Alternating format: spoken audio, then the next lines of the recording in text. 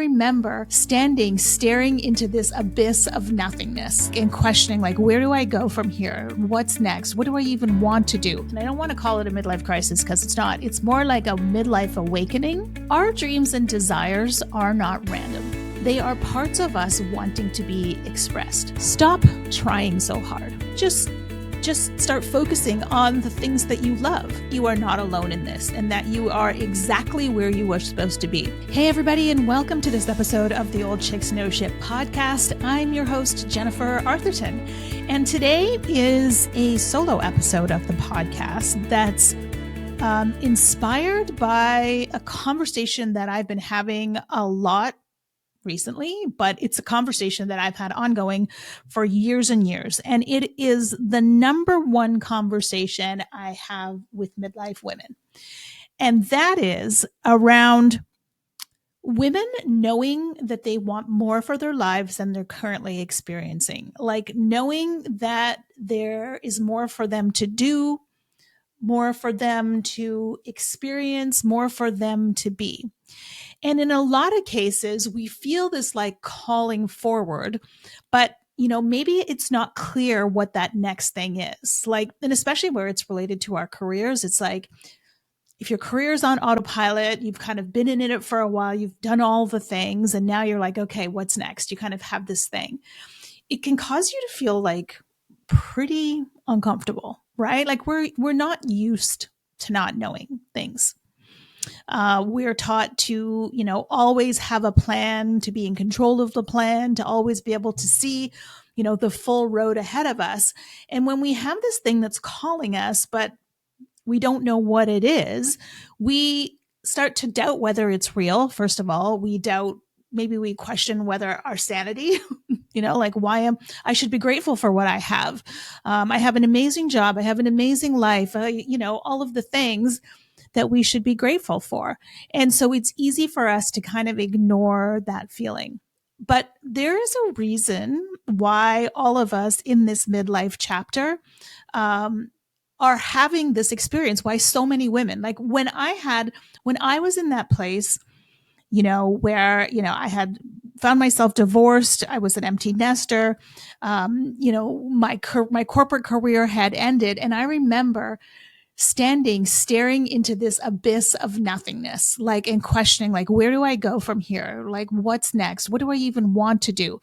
Like all of these things. And I remember feeling like very, very uncomfortable in the not knowing.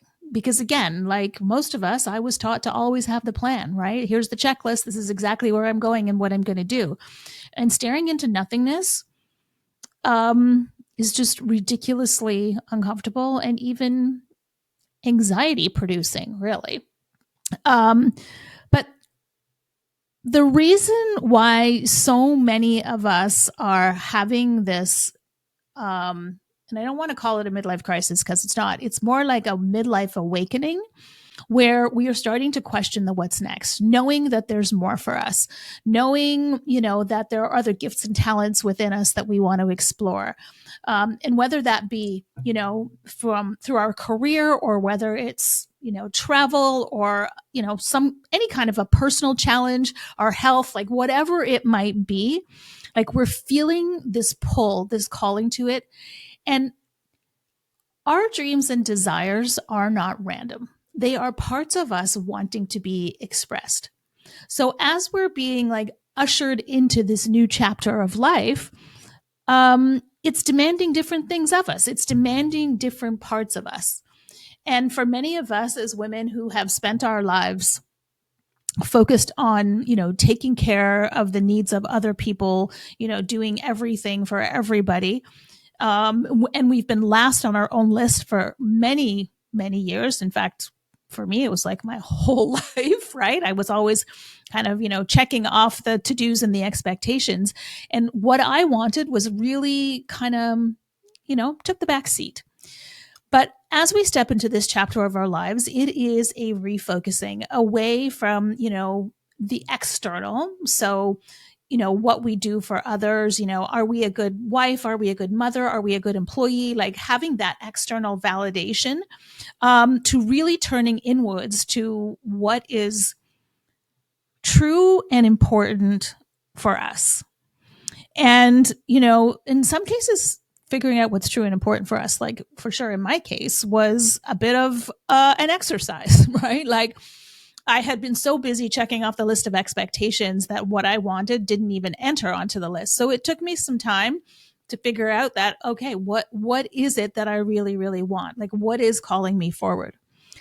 But nonetheless, being in that place where we don't know, where we don't have the answers, for most of us is ridiculously uncomfortable, right? And this is the conversation that I have with women is, I know there's more for me, but what do I do? Or for some women who have maybe a clear vision of what it is that they want, but they're like, well, how do I get there? Right? There's this questioning. There's this gap between, where we are now and where we want to be.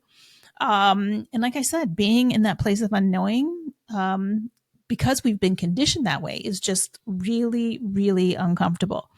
So I thought I would focus the conversation today, or this podcast episode today, on what to do if you find yourself in that place, right? I have 4 steps that really, for me, were critical, and I learned them the hard way. That's why it was a bit of a process of trial and error, which is why I'm sharing these things with you today. But first thing is, know that you are not alone in this, and that you are exactly where you are supposed to be. You're entering a new chapter of life, which is demanding different parts of you, which is, inviting you to explore your true gifts, your true nature. And so this happening to you is actually right on time. It's perfect. And it's exactly the way that it should be, because I call this the chapter of authenticity, right? Where we really fully step into who we are, out of the expectations and obligations of our culture, our societies, our families, into really who we are and what's important to us. And so I hope that these 4 things that I'm going to share with you will help you if you find yourself in that place. And these are in no particular order, and some might resonate with you more than others. But really, these are kind of the key things that we need to be focusing on, rather than the fear and the anxiety, which, when you focus on fear and anxiety, it produces more fear and anxiety. When you start, maybe letting go a little bit and relaxing and focusing on these 4 things that I'm going to tell you, it opens your mind and it opens the door to possibilities that you might not otherwise see when you're in that state of anxiety. So here are the 4 things. First, stop trying so hard. So for most of us in this place of discomfort, we want to end it as quickly as possible. We want to find the solution and get on with it, because not knowing, like I've said, is super, super uncomfortable. So we try all the things. We're asking questions. We might spend time thinking about, well, what can I do? Where can I go from here? Like, what's next? And kind of creating some anxiety around it. First thing I tell people is just stop trying so hard. This is a beautiful time of our lives where, if we can approach it with a sense of curiosity about what's possible, we create this really open energy, which can open the doors to possibility.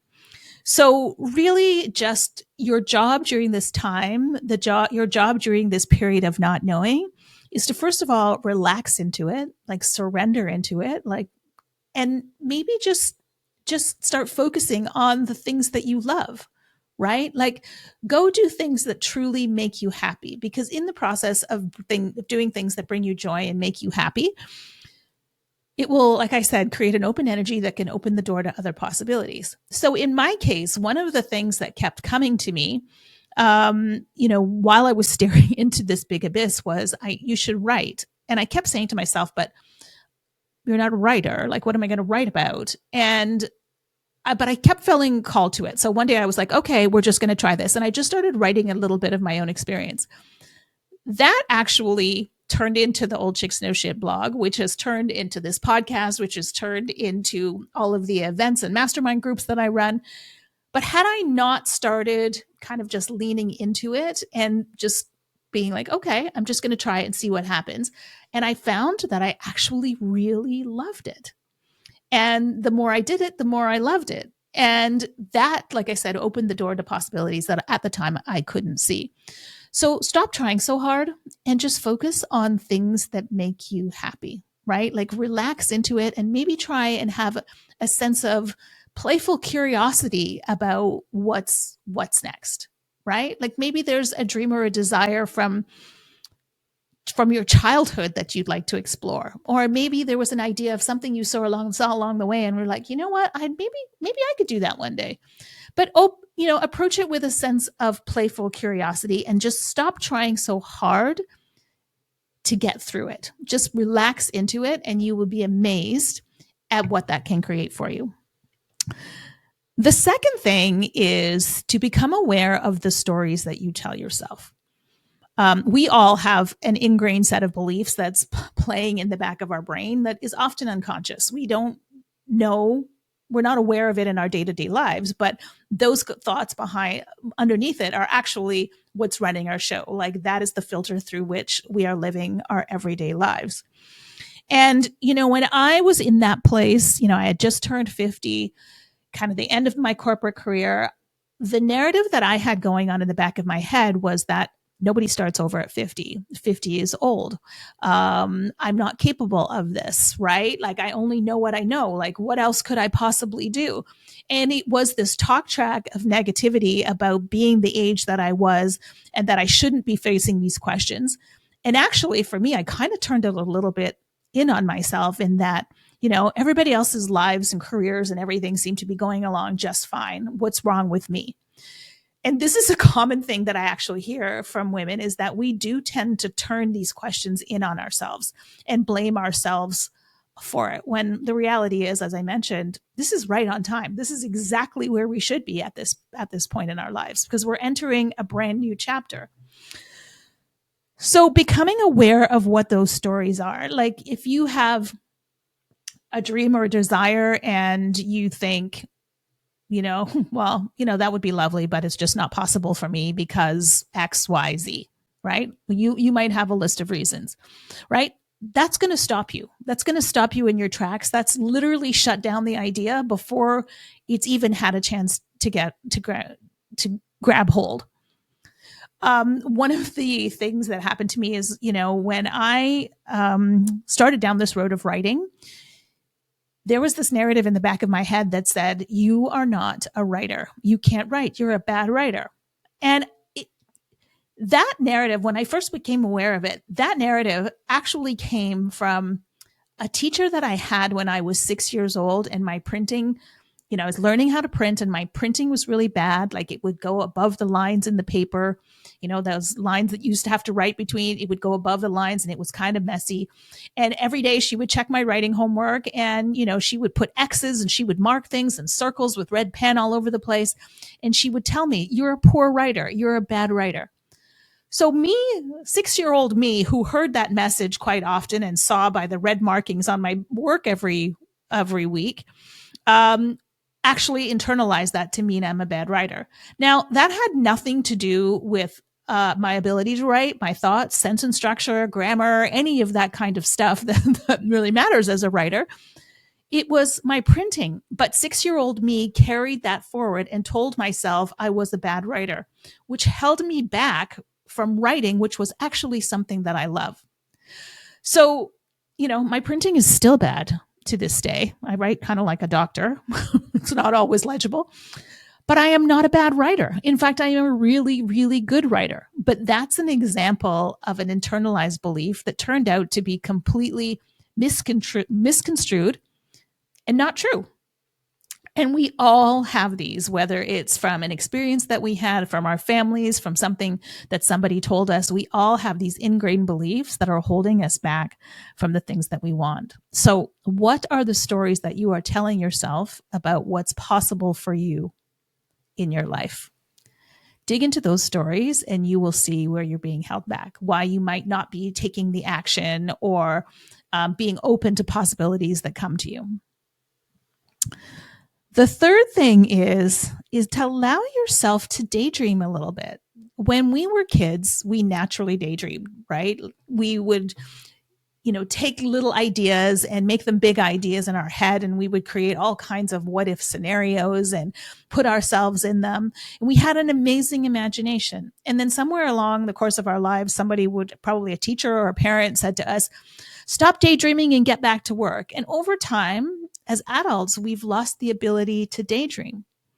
So if you have a dream or a desire for your life, or there's just something that interests you, allow yourself to play with that a little, right? Give it a little bit of space in your head and just ask yourself the question, what if?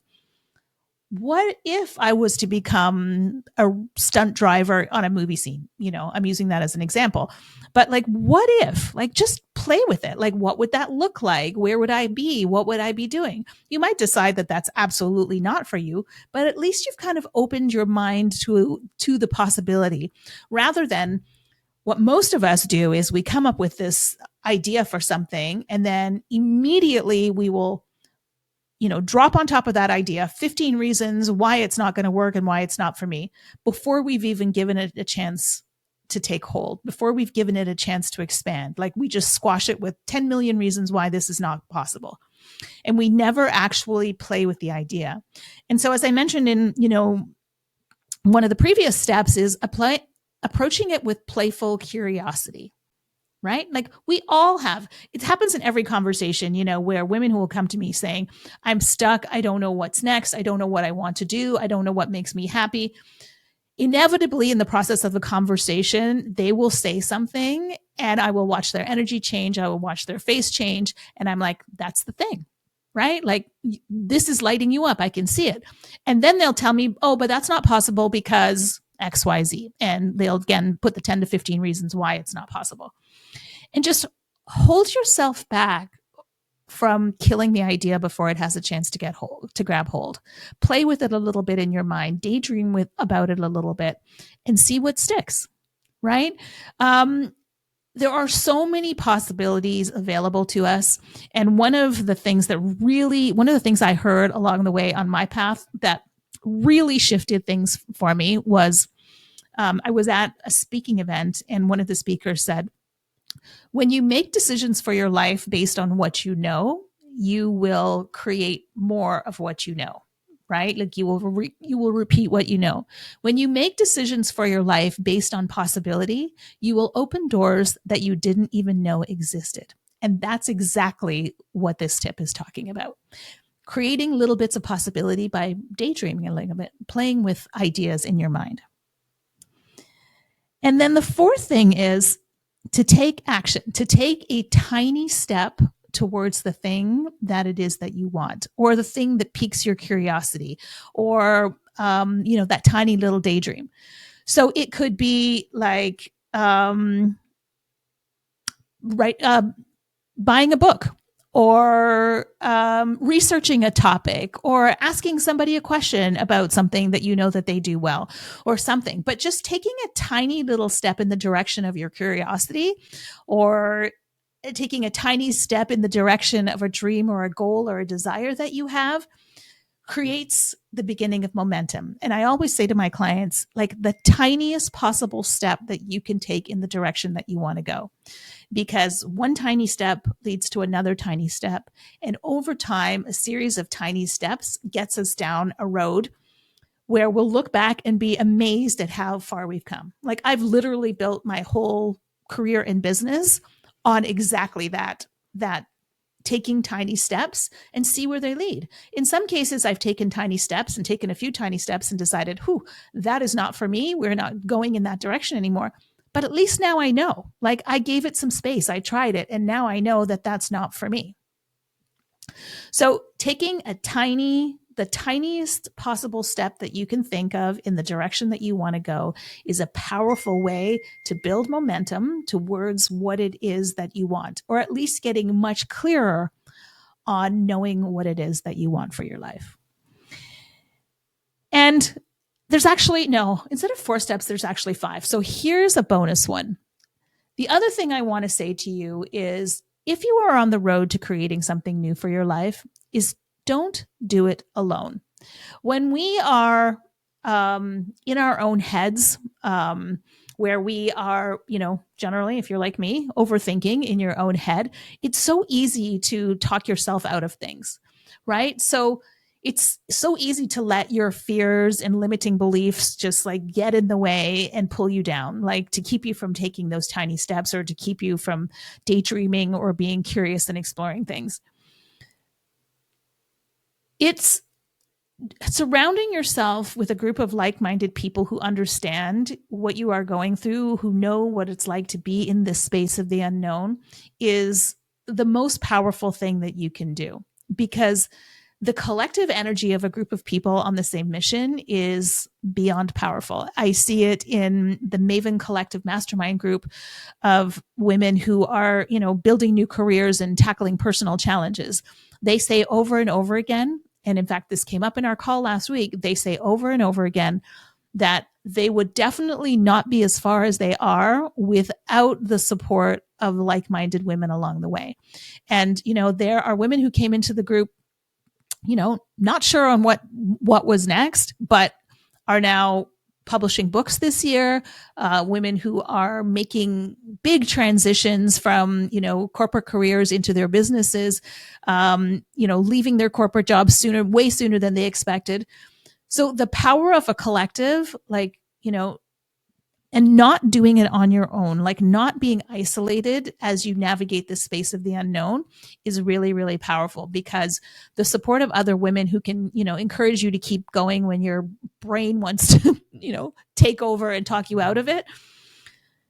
Having those women to remind you of that you're on the right track and to inspire you and support you as you go is so ridiculously important. So whether it be, a trusted friend, whether it's a Facebook group, whether it's joining a mastermind group, or just, having a conversation with somebody who is doing something that you might want to do, like, and sharing, where you are and what you're thinking about, can be so, so empowering and so inspiring.